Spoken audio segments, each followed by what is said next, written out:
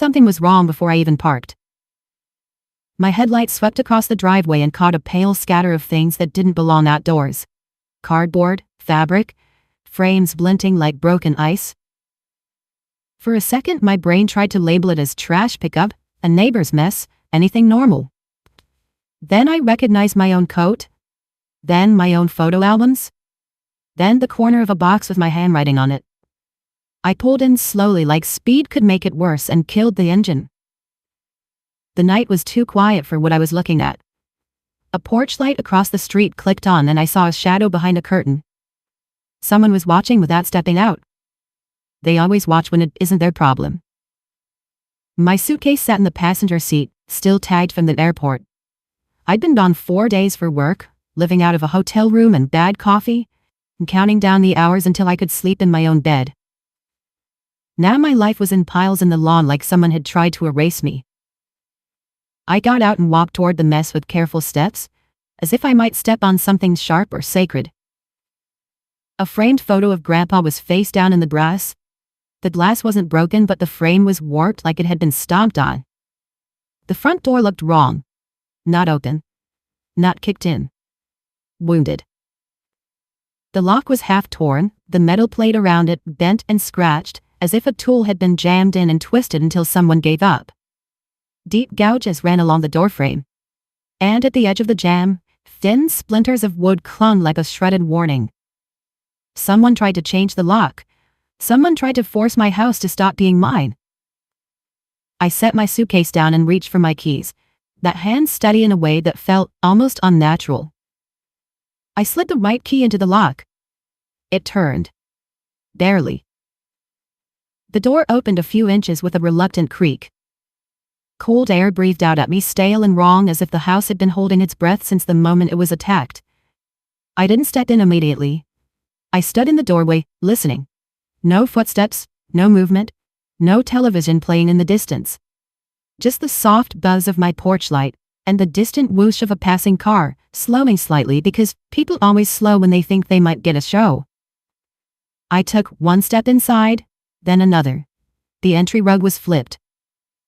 One of my shoes, just one, sat in the center of the hallway like a marker. The coat hooks by the door were empty, torn screws visible in the drywall. My stomach tightened, but I didn't let it turn into noise. Noise is what they want. I walked toward the living room. The first drawer of my side table was nagged out and dumped. Receipts, pens, old mail, a half-used roll of tape. Nothing valuable, nothing that would make sense for a thief. This wasn't theft. This was revenge. The cabinet doors under my TV were open, hanging crooked. Books were thrown from the shelves.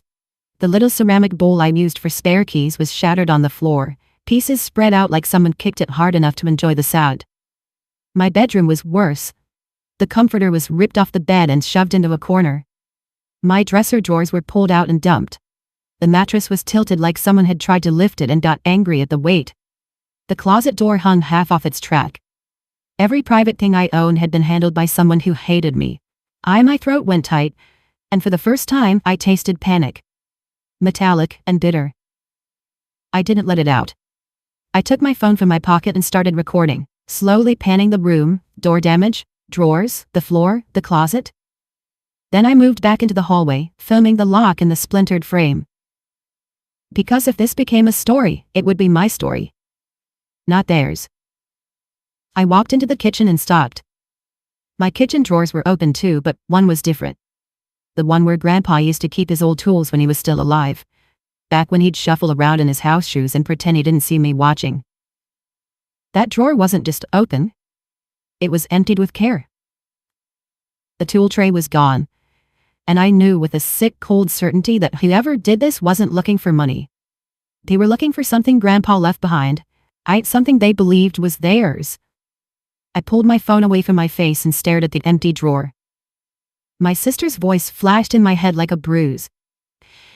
You don't deserve this place. You always get everything.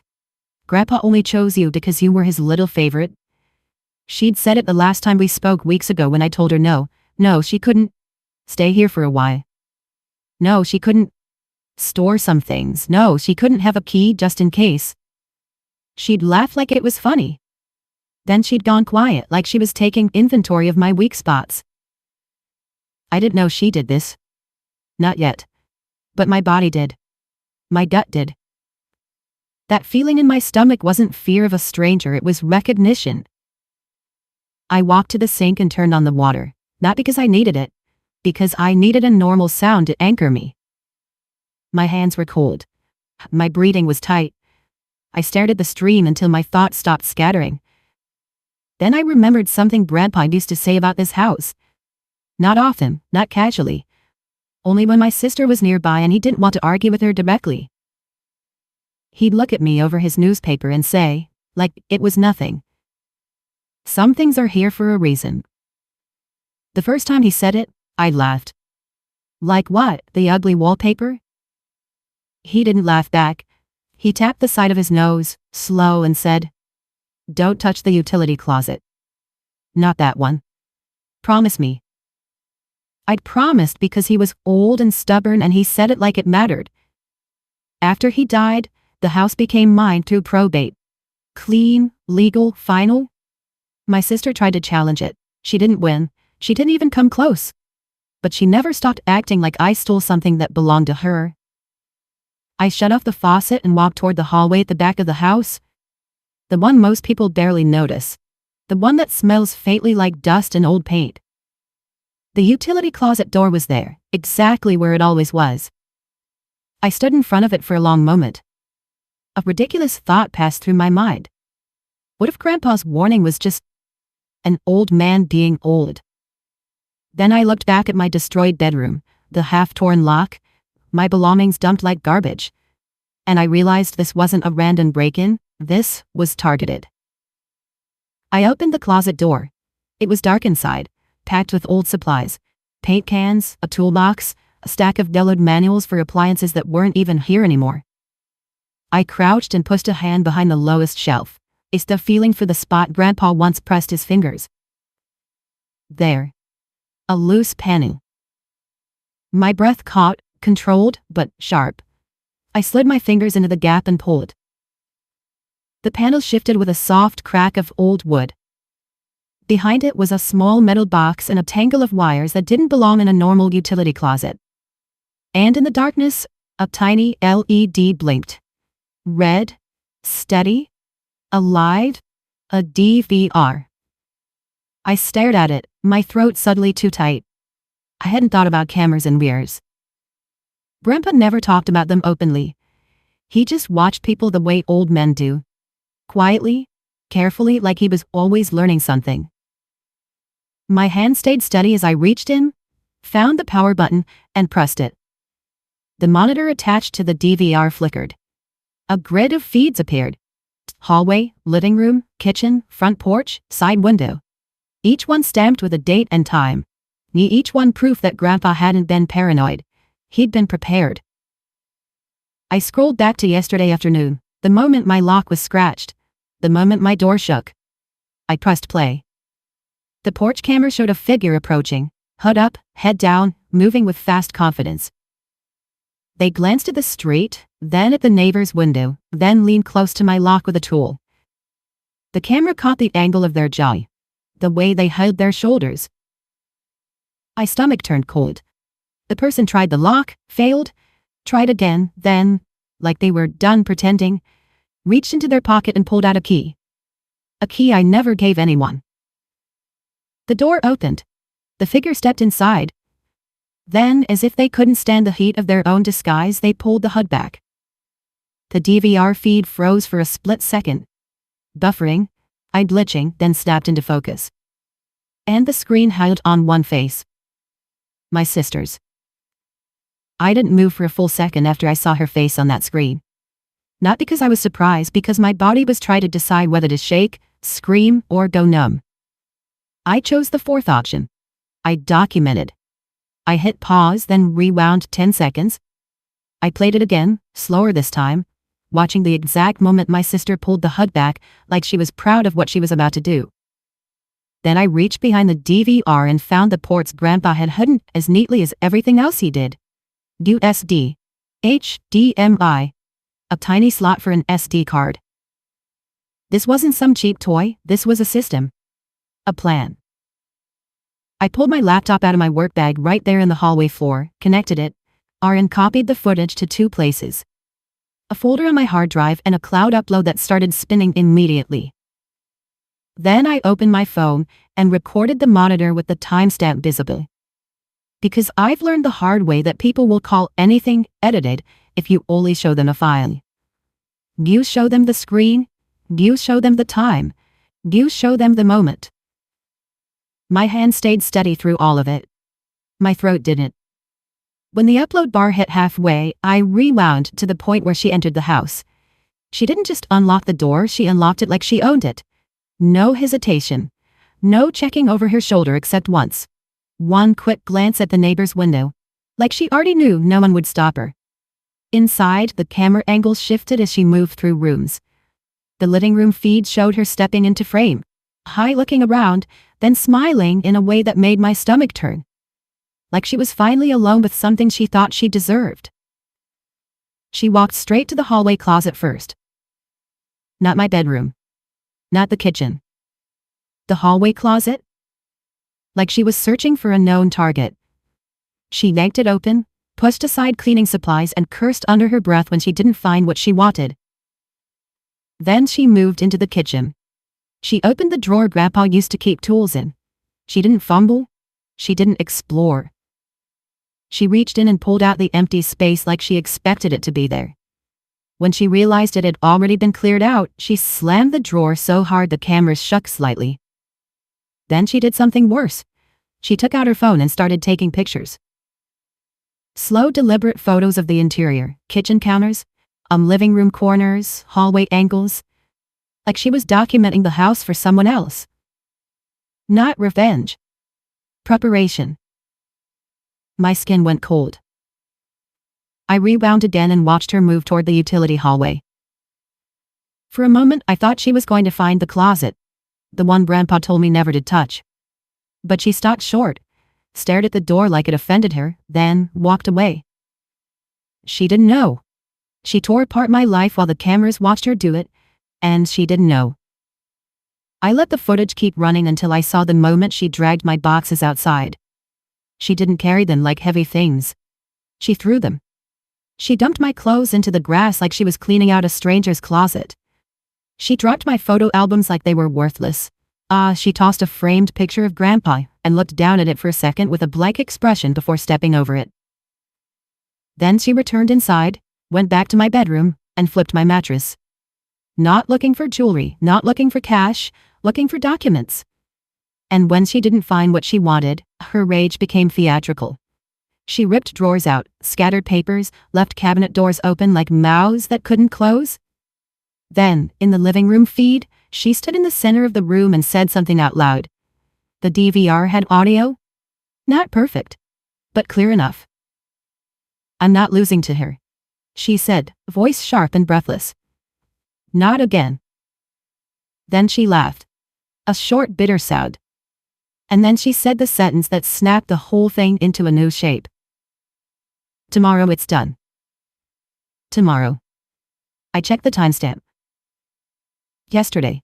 Oh, my stomach tightened so hard it felt like pressure behind my ribs. She wasn't just punishing me for saying no to a key, she was racing a deadline. I stopped the playback and stood up slowly because my legs suddenly remembered they were attached to me. The house was still ruined. My stuff was still outside. My lock was still wounded. But now I had something more important than anger. I had a timeline. I walked to the front door and locked it, then slid the deadbolt, then leaned my weight against it for a second, just to feel it hold. Then I did 2 things immediately. I called a locksmith, and I called the police. Not 911, not frantic. The non-emergency line, calm voice, controlled request.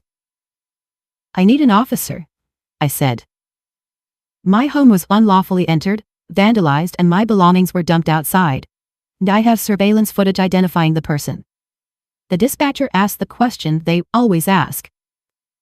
Is the suspect still on scene? No, I replied. But she has access to a key, and she threatened further action on video. That part got her attention.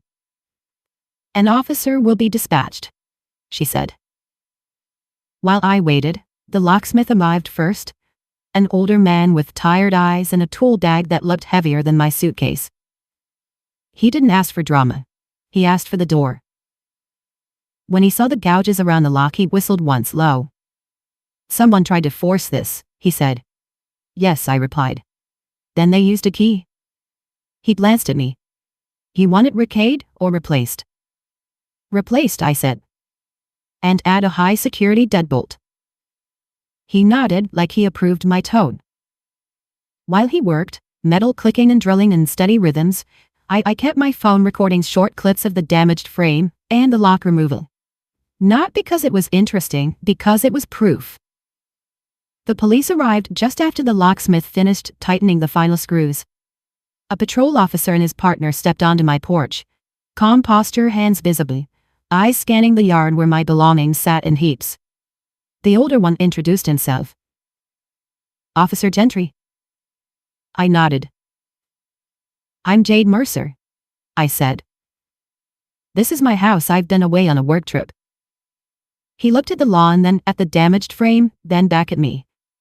"Who did this?" "I didn't know," I said. "Until I checked the cameras." His eyebrows lifted slightly. "You have cameras?" "My grandfather installed them," I replied. "I found the DVR tonight. It recorded everything." That changed his posture in a subtle way.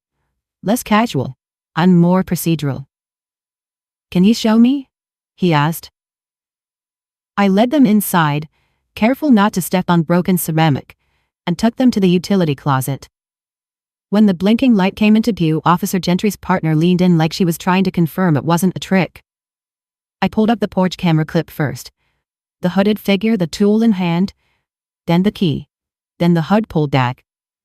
My sister's face. Officer Gentry didn't react with a gasp or a curse. He reacted with stillness, the kind of stillness that means, "Okay, now we have a case." "Is that your sister?" he asked.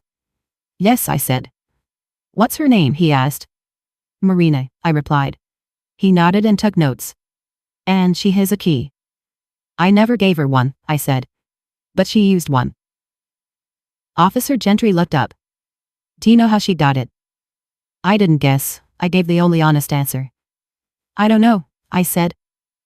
"Yet?" his partner asked. "Has she threatened you before?" I thought about all the times Marina had said things just quiet enough to deny them later. I chose the cleanest truth. "She's been trying to get control of this house since my grandfather left it to me," I said. "She's angry. And she escalates when she doesn't get what she wants." Officer Gentry's pen paused. "Your grandfather left you the house?" "Yes." That mattered to them. Ownership? Motive? Intent? He looked at the screen again, then asked, "Do you have the clip where she says, 'tomorrow'?" I rewound and played it. My sister's voice came through the tinny DVR speaker, sharp and confident. "Tomorrow it's done." Officer Gentry's partner frowned. "Tomorrow what?" I didn't answer with emotion. I answered with fear that had turned into logic. "No, I don't know," I said. "But she's doing something with paperwork. She was taking photos of the interior. She was searching drawers like she wanted documents. And she said it like a deadline." Officer Gentry's jaw tightened slightly. He glanced at his partner, then back at me. "Ms. Mercer," he said, "I'm going to file this as unlawful entry, criminal mischief and burglary, because she entered with a key you didn't give, and she damaged property and went through your belongings." My throat tightened again, but my voice stayed steady. "I want charges," I said. He nodded once. "Okay." His partner looked at the closet panel and the DVR. "We need a copy of that footage," she said. "I already backed it up," I replied, and I showed them the cloud upload progress, now complete. Officer Gentry handed me a card with a report number. "A detective may follow up," he said. "Given the family angle, people try to talk victims out of pushing it. Don't let them." "I won't," I said. Then he asked a question that made the hair on my arms rise. "Does your sister have anyone with her?" he asked. "A boyfriend. A friend. Anyone who might show up tomorrow." I stared at the DVR screen again, thinking about the way Marina took photos like she was creating a listing. Then I remembered something I hadn't noticed the first time because I was focused on her face. In the porch camera clip right before she unlocked the door, she lifted her phone and spoke into it. Quiet, close to the microphone. I rewound to that moment and turned the volume up. Her voice was clear there, outside. "Yeah," she said. "I'm inside now. Tell him tomorrow at 10. Bring the forms." Officer Gentry's eyes narrowed. "Tell who?" I watched the clip again, and this time, I saw the detail I'd missed. The contact name on her screen flashed for a split second as she ended the call. Not a full name, just one word. Escrow. My stomach turned cold. Because tomorrow at 10 wasn't a threat. It was an appointment. I didn't text Marina, I didn't call her, I didn't warn her that I had her face on camera, her voice on audio, her word escrow flashing like a confession. Because the moment you alert someone like my sister, they don't stop. They pivot. They delete. They rewrite. They show up with a new story and a new witness. So I stayed quiet and moved where she couldn't argue. Into systems that don't care about family drama. That night after the officers left, I made myself do 3 boring, brutal things. I walked room to room and photographed everything she destroyed. I wrote a list of what was missing. And I checked my safe. The safe was still bolted to the closet floor, but the folder inside, the one with my property deed copies, my title policy, Grandpa's probate letters, was disturbed. Pages out of order. Tabs bent. The kind of disturbance that means someone didn't just rummage. They searched with intention. And one document was gone. A certified copy of the last probate order, naming me as personal representative. My stomach turned cold. Because that was the document that lets you speak to banks, speak to insurers, speak to the county like you're not just a relative. It was power. On paper. And Marina didn't steal my clothes to hurt my feelings. She stole that paper to move the house. I barely slept.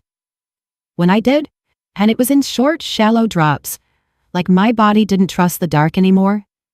At 7:30 the next morning, I was at the county recorder's office with my report number in my hand and my laptop in my bag. The waiting room was already full. People held marriage licenses and contractor liens and stacks of tax notices. A mother pounced a baby on her knee. A man in a work vest stared at the floor like it owed him money. No one looked at me. No one knew my house had been violated. That anonymity was a gift. When my number was called, I stepped to the counter and slid my ID forward. "I need the full parcel history from my address," I said. "And I need to place a fraud alert. I have a police report. I have surveillance footage identifying the person who entered." The clerk, woman in her 40s with sharp eyes and a tired mouth, typed my address, and her fingers paused. Then she leaned closer to her screen, and something subtle changed in her expression. Not shock. Recognition. "Okay," she said quietly. "I see your property." I kept my voice calm. "Can you tell me if anything was recorded recently?" She clicked into the document list. "Yesterday," she said. My chest tightened. "What was recorded yesterday?" She didn't answer immediately. She clicked again, deeper, slower, like she wanted to be sure before she said it out loud. Then she looked up at me. "2 documents," she said. "One is a change of mailing address request for the tax statements." My throat tightened. "To where?" The clerk read it. "To a different address." I already knew whose. "Okay," I said. "What's the second?" She swallowed once, then said it. "A power of attorney."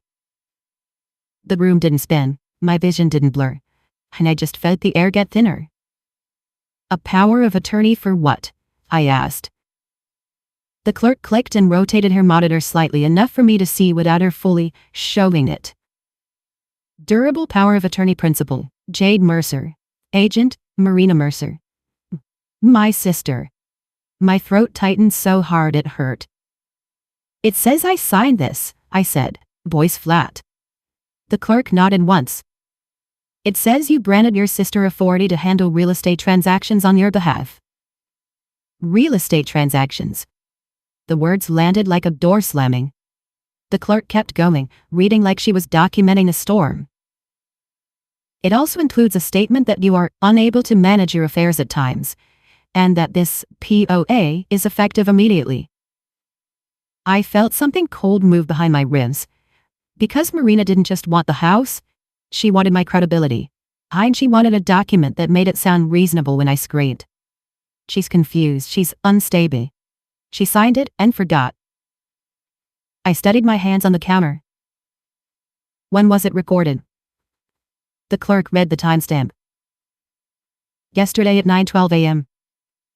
9:12? I was still in a hotel yesterday morning, packing my laptop, checking out, flying home. While I was in the air, my sister was building a legal puppet version of me. I swallowed once. Who submitted it? The clerk clicked a metadata tab and her mouth tightened. Submitting party is listed as Baycrest Escrow Services, she said. Method: e-recording. There it was again. Escrow wasn't a contact name on a phone. Escrow was a pipeline. I kept my voice controlled. Is there anything pending to record? The clerk clicked into a queue view. Her eyes narrowed. She scrolled. And then she stopped. And she didn't speak for a moment, which told me everything before she said a word. There's an additional package, she said finally. It's in the pending queue? My chest tightened. What kind of package? She looked up at me careful. A quitclaim deed, she said. From you? To your sister. My throat went dry. And it's scheduled, she added, voice lower. To finalize at 10 a.m. today, pending the last verification. Today? Not tomorrow. My hands went colder, my mouth stayed calm. 10 a.m., I repeated. Yes, she said. It was submitted late last night. It's tagged as urgent and references the POA as authority. That's what Marina meant when she said, tomorrow, it's done. Tomorrow was her closing, her meeting, her celebration. But the recording, the legal switch, was set for this morning. I checked the wall clock behind the clerk. 9:41. 19 minutes. I didn't raise my voice, I didn't plead, I didn't perform. I did what Grandpa taught me without ever saying it directly. I forced the moment into a record. I need to place an emergency fraud alert on the parcel, I said. Right now.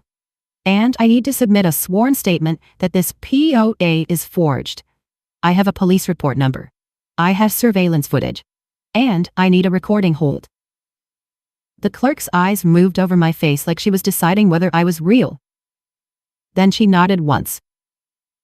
Fill this out, she said, sliding a form toward me. Property fraud alert. And you'll need an affidavit of forgery. But a recording hold usually requires court order unless law enforcement requests an emergency pause.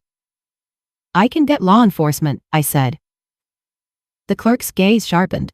Do it now. I stepped to the side, pulled out Officer Gentry's card and called the number. He answered on the second ring, voice alert. Gentry. This is Jade Mercer, I said. I need you to connect me to a detective or supervisor now. My county recorder shows a forged POA recorded yesterday, and a quitclaim deed is pending to record at 10 a.m. today, using that POA. A pause. Short. Tight. Stay there, he said. Don't hang up. I didn't. I watched the clerk's screen out of the corner of my eye as she kept scrolling, printing, annotating. She wasn't being nice. She was being correct. The phone clicked, and a new voice came on, lower, older, sharper. Detective Landon, he said. Property crimes. Tell me. I told him in clean, fast facts. Break-in on camera, sister identified, key used, damage, missing probate papers, escrow call. Now a recorded POA and a pending deed package. Detective Landon didn't react with surprise. He reacted with urgency. Ms. Mercer, he said, I need you to email the footage immediately to this address. And I need the recorder clerk to print the pending package receipt and the e-recording transaction ID. The clerk overheard and nodded once, as if she'd been waiting for that instruction. Then Detective Landon said the sentence that turned my stomach into stone. And if your sister forged a POA to transfer real estate, that's a felony. If a notary is involved, that's another felony. If an escrow platform submitted it knowingly, that becomes conspiracy. I kept my voice steady. Can you stop the recording at 10? We can request an emergency pause, he said. But you need to understand something. These filings move like a conveyor belt. We have minutes. My eyes went back to the clock. 9:46? 14 minutes. The clerk slid a printed sheet across to me, the pending transaction summary. It listed the submission time, the transaction ID, and the authorizing document. Authority. Durable power of attorney recorded 9:12 a.m. yesterday. I felt my throat tighten, then settle into something colder. Detective, I said. My sister said on video. Tomorrow, it's done. She thought I wouldn't find this until it was recorded. There was a brief silence on the line, then Detective Landon's voice sharpened. Listen carefully, he said. Do not contact your sister. We are going to move on her at the point of execution, escrow, because that's where the paperwork, the notary, and her device will be. That's where we can tie intent. My stomach tightened. You want me to go there? I want you available, he said. But I also want you safe. We'll coordinate. The clerk leaned closer to me and whispered, if law enforcement requests it, I can flag this as disputed and pause indexing temporarily. I nodded once. Please do. She started typing fast. 9:51. My phone buzzed. A text from Marina. Are you home yet? My skin went cold. Another text, seconds later. Don't mess this up for yourself. My throat tightened. Not with fear, with certainty. She knew the 10 a.m. clock was running, and she was checking whether I was in position to stop it. At 9:53, the recorder clerk slid the fraud alert form back to me with her stamp on it, and a look that said she understood the stakes without needing the story. I flagged the pending package as disputed, she said quietly. That buys you minutes, not immunity. Minutes was all I needed. I stepped to the side wall, opened my laptop, and hit send on the email Detective Landon gave me. I attached 3 files. The porch camera clip showing Marina's face, the audio clip where she said, tomorrow, it's done, and the screen recording where her phone flashed escrow. Then I forwarded the recorder's pending transaction summary and the recorded POA index page. The upload wheel spun for a second. Then, sent. My phone buzzed again. Marina, are you there yet? I didn't answer. I took a screenshot and added it to the same email thread. Because the difference between a suspicion and intent is usually one stupid message. Detective Landon was still on the line. I could hear him typing, fast, clipped, like he was building probable cause in real time. Ms. Mercer, he said, I'm dispatching 2 units to Baycrest Escrow. I'm also calling the e-recording platform compliance desk to request an emergency pause under fraud investigation. Will they do it? I asked. They'll do it if we give them a report number and a supervisor request, he said. And you already have both. The clerk leaned over the counter slightly. Tell him the package is in the queue under transaction ID, she said, and rattled off the numbers like she'd read them 1,000 times. I repeated them into the phone. Landon didn't thank me with emotion, he thanked me with action. Good, he said. Now listen carefully, I need you to go to Baycrest Escrow. My stomach tightened. Right now. Right now, he confirmed. Do not walk in alone. Do not announce yourself. Park across the street. Keep your phone on. If you see your sister, do not approach. We want her in the act. Device, documents, notary, escrow instructions. That's how we make it stick. My throat tightened as the truth of it hit me. They weren't just trying to stop the deed. They were trying to lock the door behind her. Okay, I said. I grabbed my folder, fraud alert stamp, certified parcel history, pending package summary, and walked out of the recorder's office without looking back. In the parking lot, I checked the time. 9:58. 2 minutes. I drove like the speed limit was a suggestion and every red light was a negotiation. No swerving, no panic. Just clean, determined movement. Baycrest Escrow sat in a low, beige office building downtown, the kind with tinted windows and neutral landscaping designed to look forgettable. A place where big decisions happen quietly and no one wants attention. Perfect for someone like Marina. I parked across the street behind a row of cars and killed my engine. Then I waited. My hands were cold on the steering wheel. My breathing stayed controlled. I watched the glass doors like they were a stage. At 10:01, a silver SUV pulled into the lot. Marina stepped out. Not rushed, not nervous. Dressed like she was going to a meeting where she expected to win. Blazer, sunglasses, a slim folder tucked under her arm like a menu at an expensive restaurant. She didn't look at my house.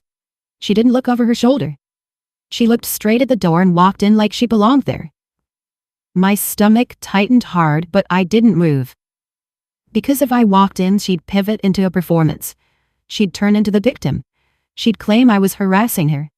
So I stayed in the car and let the system approach her first. At 10:03, 2 unmarked cars rolled into the lot with the quiet confidence of people who don't need sirens to be obeyed. Detective Landon stepped out of the first one. I recognized him immediately. Same voice, same posture. He scanned the building, saw my car across the street, and lifted a hand slightly in a small, stay gesture. Then he walked inside. I watched through the tinted glass as shades moved in the lobby. A receptionist turning her head. A man in a tie stepping out of an interior office. Marina's silhouette shifting, too sharp to be casual. My phone buzzed. A new text from Marina. "Oh, don't be stupid. It's already signed. Already signed. Not recorded." That distinction mattered. I screenshot it and sent it to Landon immediately. 10:06. The front doors opened. Hi, Marina stepped out. And for the first time since I'd seen her face in the DVR, she didn't look confident. She looked tight, angry, contained. Behind her, Detective Landon walked with a man in a gray suit, escrow officer, who looked pale and confused like he'd just realized he was holding a live wire. Landon didn't grab Marina. He didn't touch her. He simply walked close enough to control the space. Marina turned, saw the unmarked cars, and her face rearranged into indignation. Then she spotted my car across the street. Her head snapped toward me like a magnet, and I watched her decide in real time whether to come at me. She started to move. Landon stepped into her path without raising his voice. "Marina Mercer," he said. Her chin lifted. "Yes," she snapped. "And who are you?" "Detective Landon," he said, showing his badge. "Ah, property crimes." Marina laughed sharply. "This is a family matter." "It stopped being a family matter when you recorded a forged power of attorney and submitted a deed package for e-recording," Landon replied. Her eyes flashed. "I have authority," she said quickly. "She gave it to me." Landon's expression didn't change. "Not on video she didn't," he said. The escrow officer looked between them like he wanted to disappear. Landon turned slightly and spoke to him, not Marina. "Sir," he said, "I need the transaction file. Now. The intake forms, the ID verification, the notary certificate, and all communications." The escrow officer swallowed. We can pull it up," he stammered. "But we followed procedure. We had a recorded POA. And now you have an active fraud case," Landon said. "So you're going to preserve everything?" Marina's voice rose. "This is harassment. She's unstable. Landon cut her off with one calm sentence. "Your phone," he said. "Hand it to me." Marina blinked hard. "No." Landon didn't move. "If you refuse, I'll seek a warrant, and I'll include obstruction. Your choice." Marina's fingers tightened around her folder. Then she did what she always did when she sensed the system might actually work. She tried to weaponize the crowd. She turned her voice outward toward the sidewalk, toward passing cars. "This is my sister," she called, loud and performative. "She's trying to ruin me because Grandpa left her everything." A man walking past slowed. A woman at the corner glanced over. Marina wanted witnesses. Landon didn't care. He nodded once to the two plainclothes officers behind him. "I detain her," he said. The officer stepped in smoothly, taking her arms, firm, controlled, no drama. Marina jerked. "Don't touch me." Landon's voice stayed even. "You're being detained for investigation of forgery, filing a false instrument, and attempted fraudulent conveyance." Marina's face went pale, just for a second, before anger rushed back in. "This is insane," she hissed.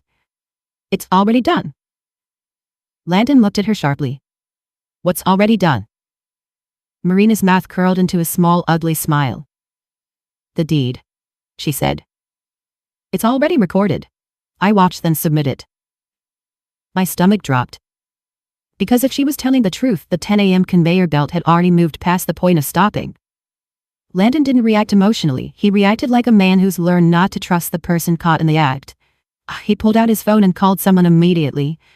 I could only hear fragments from across the street, but I saw his posture change when the answer came through. He listened. He looked at Marina again. Then he spoke, loud enough for her to hear. "No," he said. "It wasn't recorded." Marina's smile faltered. Landon kept going. "The recorder flagged it as disputed. The e-recording platform placed an emergency compliance hold. Your package is frozen." For the first time all day, Marina looked genuinely scared. Because in her mind the deed was the finish line. And Landon had just told her she was still standing in the middle of the track. Caught, documented, and surrounded. But Marina didn't collapse. She did something worse. Her eyes flicked to me across the street, sharp and hateful. And then she leaned toward Landon and said, and low enough that most people wouldn't hear but loud enough that I did. "Fine," she whispered. "Then I'll tell you what you really need to know." Landon's eyes narrowed. "What?"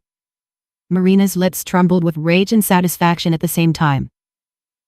"The cameras," she said. "Grandpa's cameras. Ask her where they are." My stomach went cold.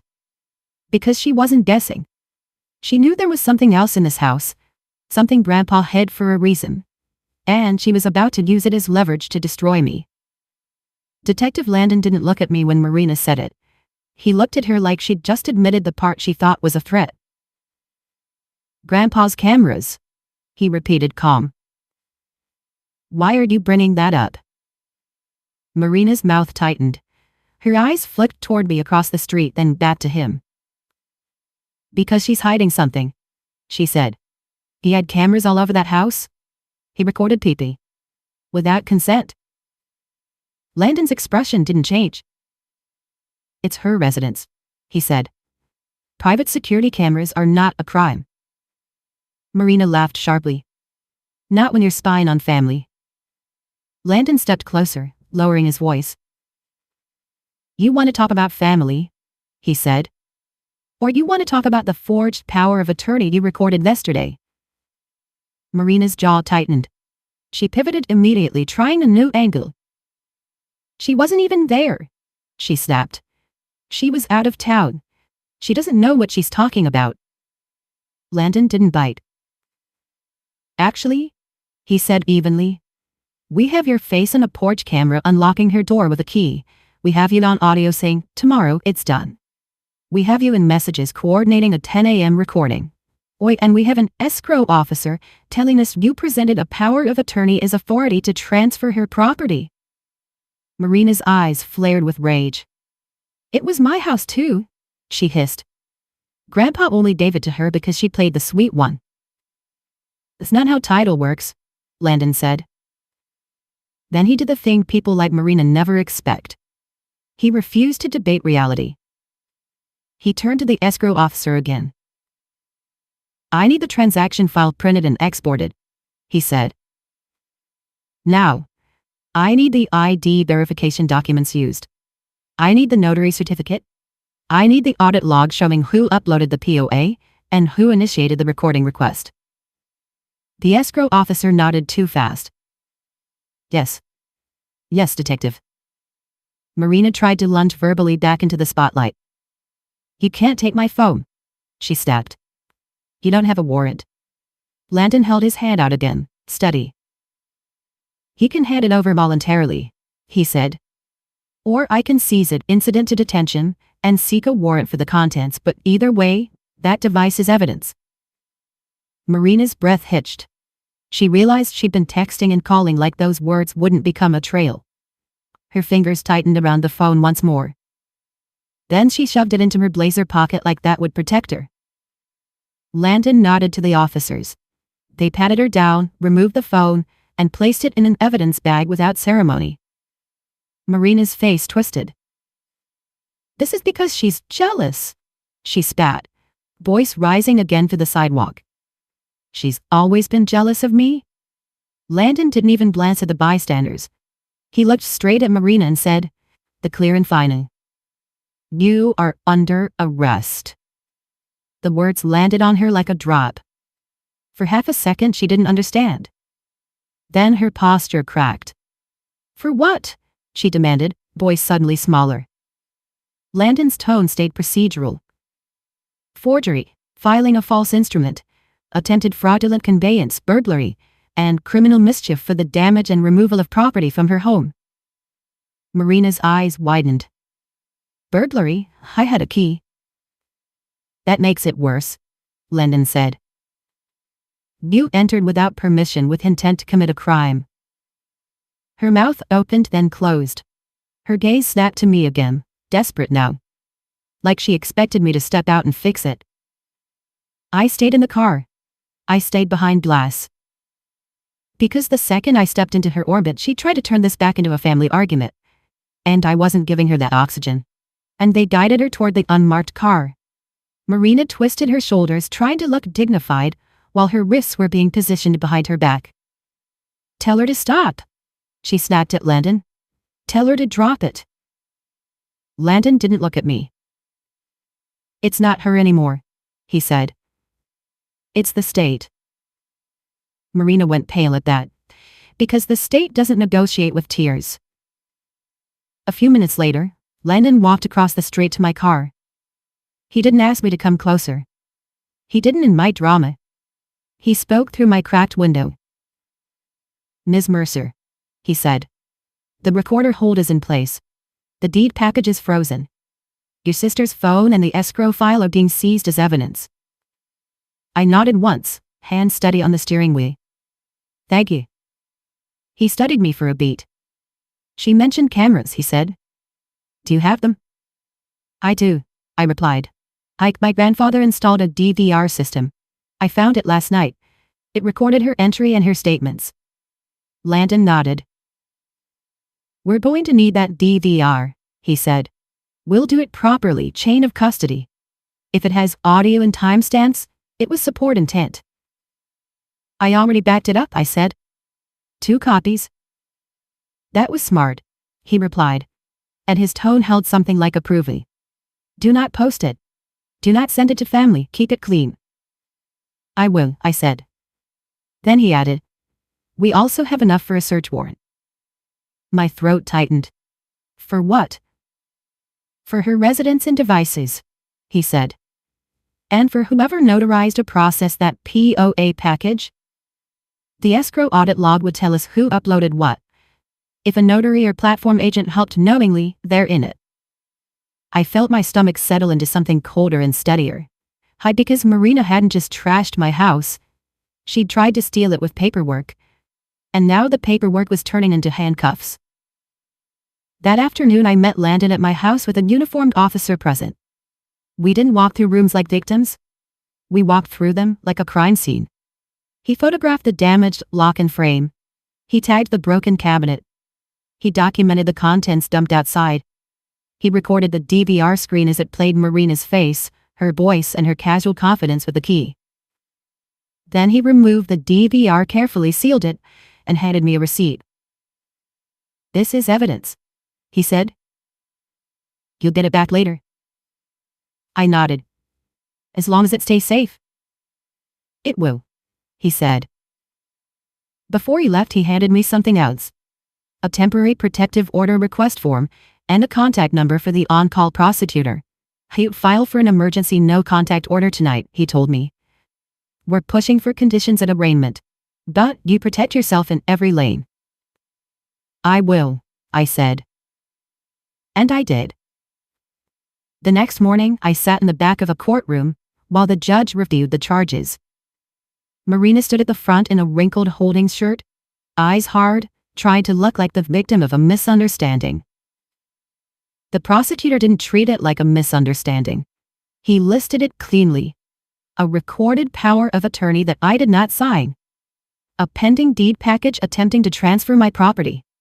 A break-in captured on video. A key used without permission. A documented plan, time, appointment, forms. When the judge asked Marina's attorney for a statement, he tried the same old song, family conflict, emotions, regret. She didn't mean. The judge cut him off. Family does not excuse fraud, she said. And burglary is not a misunderstanding. Then she set strict conditions. No contact, stay away from my home, surrender of any keys or copies, and a prohibition against filing anything affecting my property without court review. Marina tried to speak out of turn. The judge didn't let her. And the prosecutor asked for something my sister clearly hadn't expected. Remand. Not forever. Just long enough to stop her from touching anything else while warrants executed. The judge agreed. Marina was taken back in custody that day. Weeks later, the case didn't fade. It grew. The escrow audit log showed the POA file was uploaded from Marina's device. The recorder submission was initiated from her account. The forms she referenced in her call were found in her apartment during the warrant search, blank deed templates, printed county instructions, and a folder labeled with my address. The locksmith angle broke too. Security footage from a hardware store showed Marina copying a key weeks earlier, right after a family gathering at my house. And once the state had all that, there was no "she forgot" defense left. Marina took a plea. Not because she suddenly developed a conscience. Because the video existed, the timestamps existed, and the paper trail existed. She was convicted of felony forgery and filing a false instrument, plus burglary and criminal mischief. She was sentenced to county jail time, followed by probation, and ordered to pay restitution for the damage and the cost of securing my home. And the court also issued a long-term no-contact order. She couldn't talk it out. She couldn't show up. If she tried, she'd go back inside. And the house? It stayed mine, not emotionally, legally. A month after the worst night of my life, my home didn't look the same, but it felt safer than it ever had. New locks, new security, new boundaries that weren't negotiable because they weren't mine alone anymore. They were backed by court orders. I framed one photo that survived the lawn. Grandpa smiling in his old chair, and I hung it by the entryway where my sister tried to turn my life into a spectacle. Every time I pass it, I hear his voice again. Some things are here for a reason. If your sibling trashed your home and tried to steal it with paperwork, would you forgive them? Or would you let felony charges stand so they never tried again? Tell me in the comments, and if you want more stories like this, hit like, subscribe, and I'll see you in the next video.